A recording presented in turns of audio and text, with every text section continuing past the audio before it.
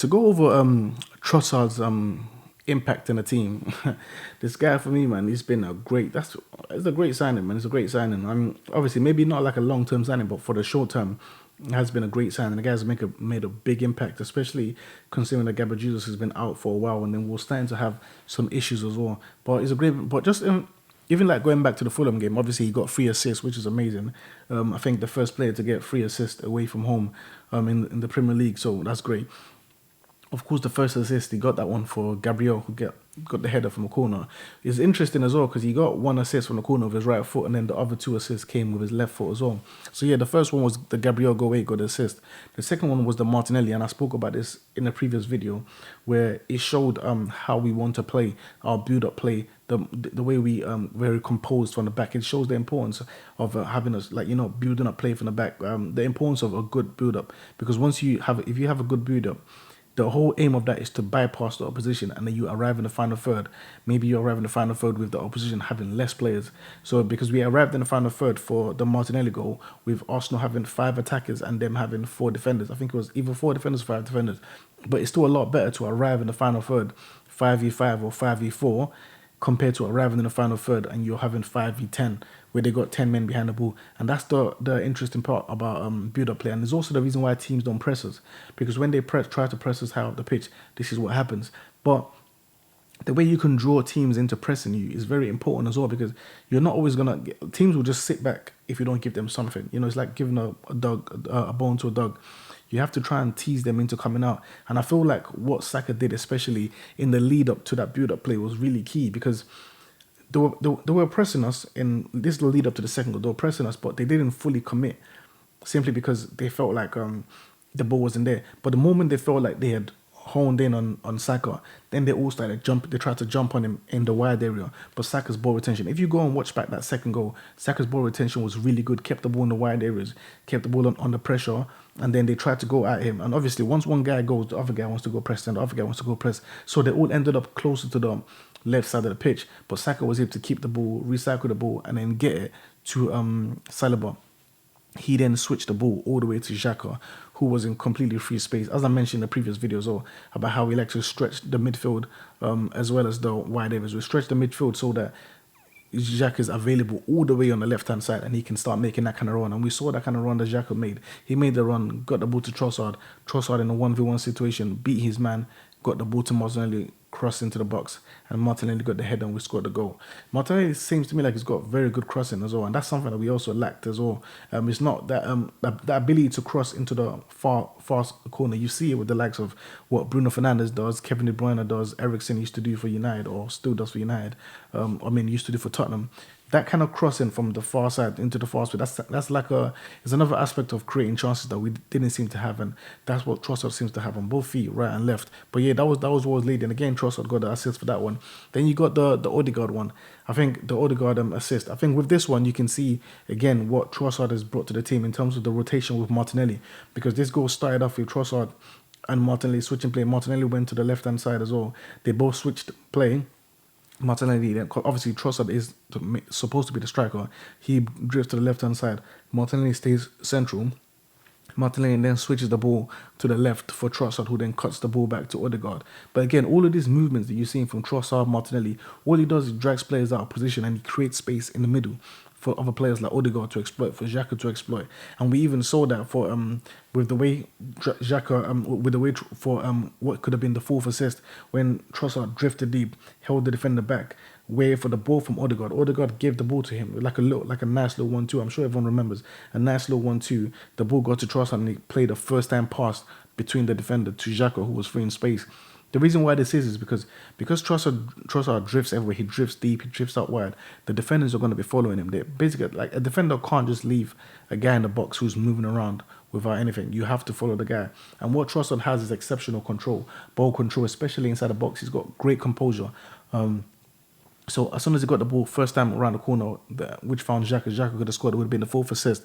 And in mentioning his composure inside the box, we saw when he got that cut back from, I think it was Saka or Ben White from the right hand side, and we saw the way he just fake shot. That could have been a great goal, because he basically just froze the defender, froze the goalkeeper with that fake shot and turn.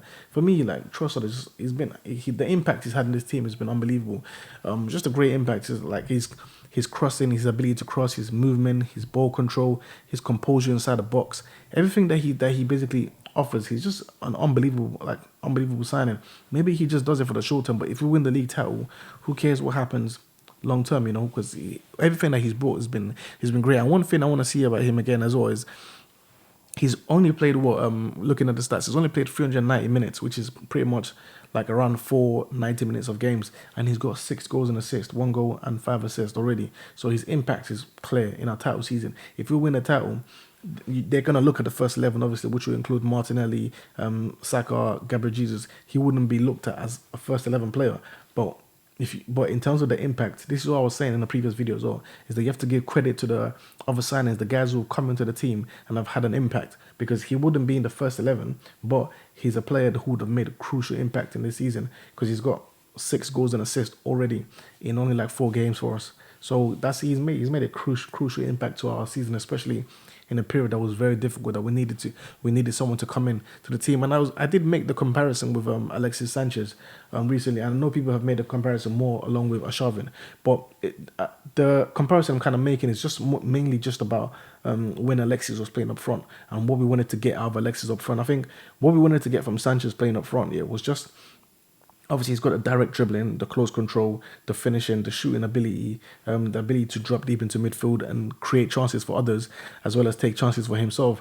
That's the kind of stuff that we're seeing from Trossard, from going into midfield, drifting into the midfield, drifting out wide, the ball control, the composure inside the box, the shooting ability, the creativity, creating space for others. That's the kind of thing we're seeing. I think the biggest difference, and something that was a criticism of Alexis, obviously Alexis is great guy. I think that season he even got 24 goals and 11 assists, so you can't criticize Alexis for that. But one criticism of Alexis that season was the ball retention aspect. It seemed like when he was on the ball, it seemed like he just wanted to do it all by himself. Maybe it was his teammates or anything like that, but it seemed like he just wanted to do it all by himself and didn't really trust his teammate.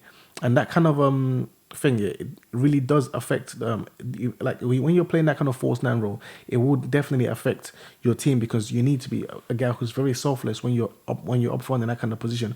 You need to be selfless, and you need to be able to give the ball away, give the ball the right time, trust your teammates, because if you don't trust your teammates, you're not getting these 1-1-2 situations where you're drifting deep and players are getting into position. You're going to end up losing the ball. And one thing that Trossard has brought is got great ball retention up front. And that's something that he has probably over Nketiah as well, is the ball retention aspect that he brings whilst he's playing up front. So that's something that's important there that I've seen as well. And then the other thing I wanted to mention, or the last thing I wanted to mention, is since Gabriel Jesus got injured as well, or recently since like the Everton game, one of the key things we've seen this season especially is teams just doubling up on our wingers, Martinelli and Saka, doubling up on them. And I have said, once teams are sending their players out wide, sending like their wingers, sending their right winger, or the right centre mid, or anyone that's close to the wide areas, they're sending them over to that side. So they'll send like 2 or 3 players there, the full back. So it will be like the left back, the left wing, the left centre mid. They will send a bunch of these players all the way to the wide areas to try and stop our wingers. And you see them doing this for Saka, you see them doing this for Martinelli, Saka especially. And I said already, whilst teams do all these things, the reason why you don't see teams doing this for the likes of Man City is simply because Man City have De Bruyne and Gundogan, who are very decisive in the central areas. So it's like, are you going to risk sending players out wide to go and mark Grealish, or in the past Sterling, Sane, like Mahrez, Bernardo Silva? Are you going to risk sending them out wide in 3v1, 2v1 situations, and then exposing your central areas where they've got De Bruyne and they've got Bernardo Silva, at times they've got Gundogan, who are very crucial and very direct players? So that's what I was saying about how the central area is key, because when these teams are sending players out to the wide areas, there's space in the middle that needs to be exploited and we need to utilize. And I think Gabriel Jesus at the start of the season, that's something he did really well, because he would drop deep into midfield and use those space. So when he's there, you can't fully commit to the wide areas, because you also have to be compact centrally as well. So for these teams, also have to ensure that they're also making sure that they're not leaving massive gaps in the middle. But since Gabriel Jesus got injured, I think that was something that we lost as well as everything else that he brought. That was another thing that we lost. But with Trossard's impact, like I said, this is something that he's brought back to the team again as well, because you see now that teams are doubling out wide, the spaces in the middle. When I saw the position map at the end of the game from Fulham, and for me, you see Trossard closer to the midfield. So rather than him high up the pitch. He was close into the midfield with the likes of Xhaka and Odegaard, very compact, very close to each other. And you can see in that sense is that was basically helping us to exploit the central areas, because at the end of the day, if teams are going to commit to the wide areas, there's going to be space in the middle, and Trossard is drifting into the deep areas and exploiting those spaces. So that was something that's key that he's brought to me that I've seen that's quite similar to what Jesus used to bring. But again, like I said, Trossard's impact has been great, man. Just everything, the movement, like I've said already, just to summarize all of it, the movement, the ball control, the shooting, the close control, the drifting, the movement into the wide areas, into deep areas, exploiting the central areas, which has been key because of how teams are trying to double up on our wide areas, therefore exposing the central areas. But he's now utilizing the central areas, dragging players out of position. His impact has been really good, and it's been a great signing in helping us with this title charge as well.